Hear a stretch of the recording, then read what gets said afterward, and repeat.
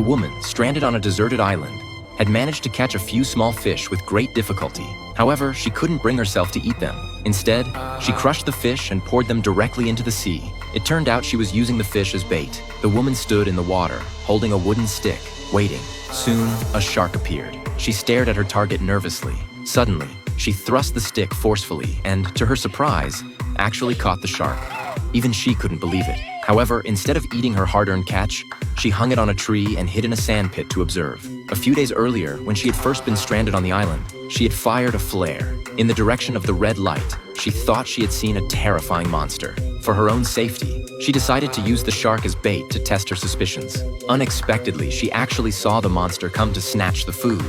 Just then, a rescue helicopter flew over. The woman wanted to call for help, but with the monster nearby, she was too afraid to make a sound. Thus, she missed her chance to be rescued. To avoid the monster's attack, she found a hollow tree and crawled inside, thinking it would provide shelter. However, in the middle of the night, strange noises came from around her and the tree began to move. Terrified, she didn't dare make a sound, as any noise might provoke the monster. She spent the night in despair. The next day, determined to find a safe shelter, she found a tarp and used a rope to secure it 10 meters up in a tree, thinking the monster might not find her at that height. She also fashioned a defensive weapon from a tree branch. To her dismay, that night, the monster approached her location. The girl was instantly frightened, afraid that any movement would alert the creature. After a moment of silence, she looked down and saw the monster waiting for her below.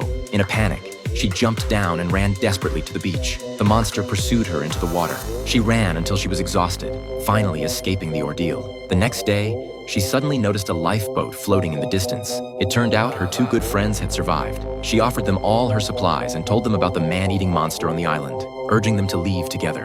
However, they strongly opposed the idea, having had enough of drifting at sea.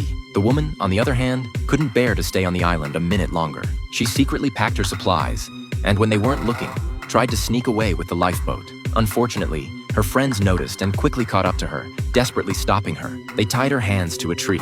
That night, knowing how terrifying the island's monster was, she begged her friends to release her, but no one believed her story. Her friends even went for a walk on the beach. By the time they discovered the fish heads bitten off in the sea, it was already too late.